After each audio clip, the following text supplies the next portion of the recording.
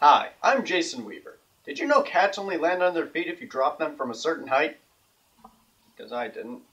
Hi, I'm Trevor McCarty. When I need a good hard... Trevor, talking to the camera? Camera? Wait.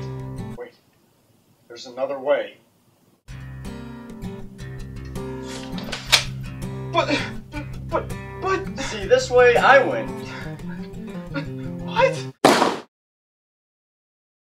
Vash the Stampede, aka the Humanoid Typhoon, aka the first human act of God, aka the $60 billion double dollar man, aka Valentina Zalkalina Zifi Schwarzenborska, aka enough with all the nicknames, is a humble man with perfect marksmanship, but without the good sense to not wear a red duster over all black on a desert planet. The only problem with this peaceful life of eating donuts and not knowing the touch of a woman is that he often runs into people claiming to be him and or trying to kill him. Vash has the highest price on his head, but for some reason, no one knows what he looks like. So, couldn't you turn into anyone and say it's Vash?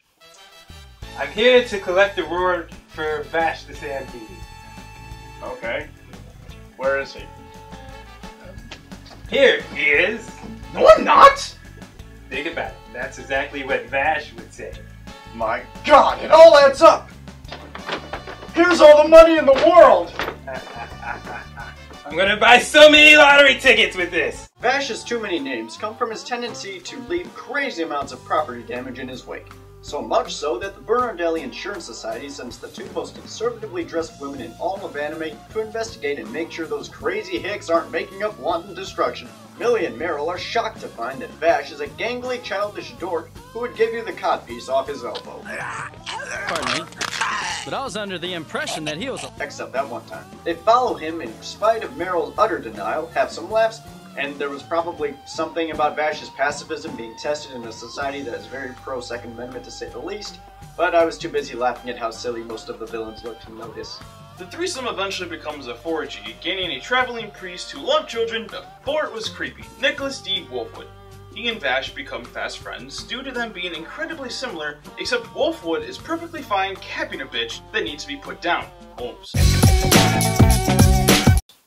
The ethical quandary for preservation of self versus others causes some dissent between the two, but Vash has bigger problems. Soon after meeting Wolfwood, Vash is beset upon by a gang of quirky mercenaries known as the Gung Ho Guns.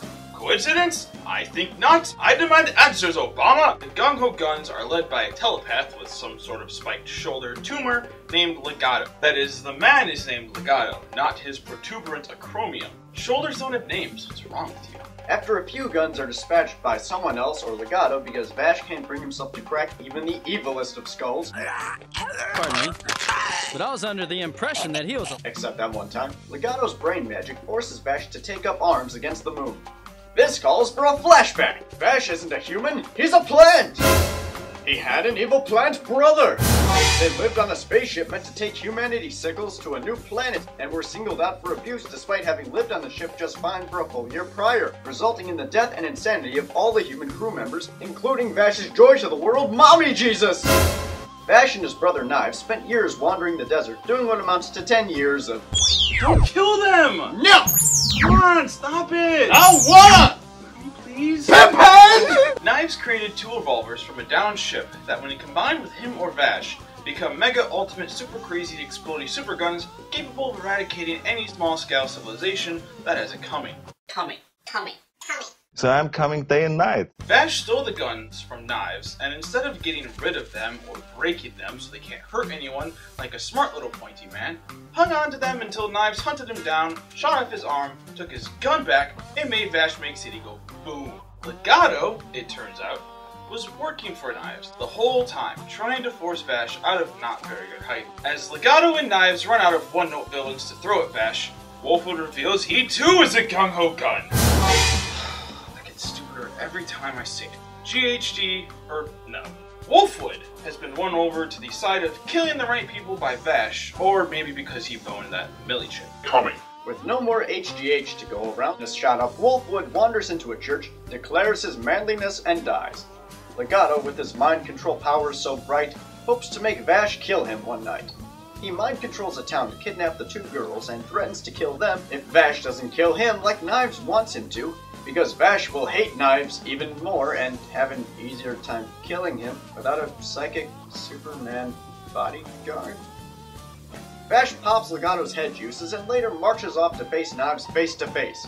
Because his opponent had no backup and Vash decides murder is okay as long as no one's gonna miss the prick, kills his brother, and leaves behind his gun for anyone else to just pick up. That's responsible. What's the moral of the story then? Never bring knives to a gunfight.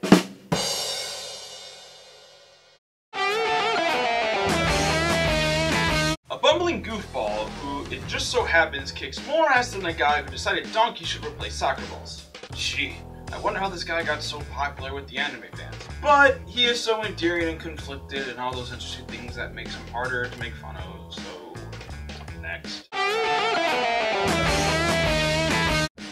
They are characters and also female. Millie is giant and nice. Meryl is Vash's love interest because she keeps saying she isn't.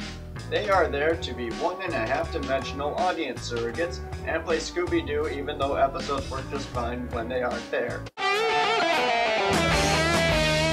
Taking a liberal approach to Thou Shalt Not Kill, Wolfwood is a priest in the same sense that a guy who wouldn't stop hitting on you in Vegas was really Elvis.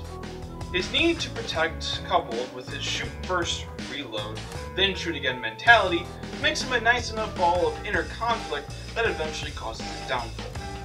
Also, motorcycle. Legato is the most carefree character in Trigun, in that he doesn't care about how bad he should feel after making people tear out their own organs. Coupled with his horribly cool composure and his telepathy allowing him to gloat when he does the worst imaginable things, man, Legato is such a good villain. Man, Legato is such a good villain. Trigun is an interesting piece of anime that is fun and will make you laugh. Vash is lovable and great to watch, and so are the rest of the characters, from the insurance gals always following Vash and dealing with his madness, to our oddly dressed villains they meet along the way. I did enjoy the western sci-fi setting and futuristic feel, but I was not a fan of how the mood of the show got. I understand it needs plot development and it has to move forward, but it drastically takes a turn for the more serious about halfway through.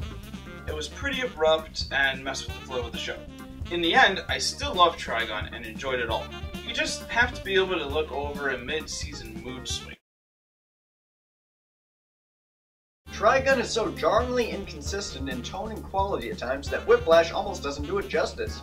If you want wacky slapstick right next to tragedies of character, you can have it.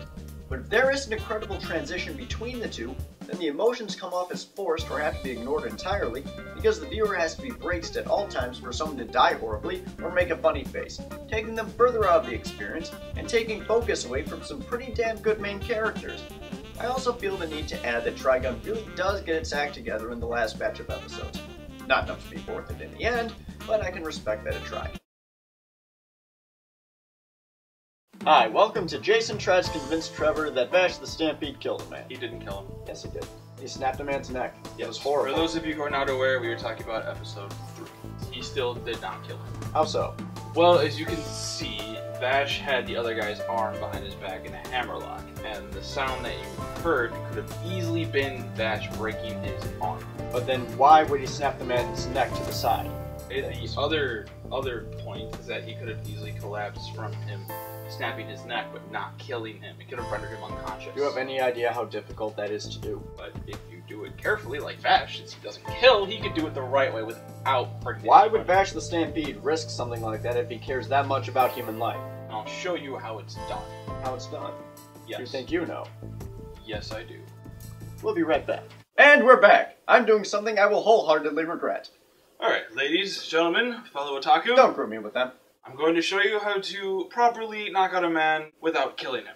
As you can see, I have his arm and I have his neck. And when you watch the episode, you can see that when Vash wants him to shut up, he just did one piece, lets him fall. And Jason should be back up any second now. Jason, stop bullshitting to me. Check his pulse.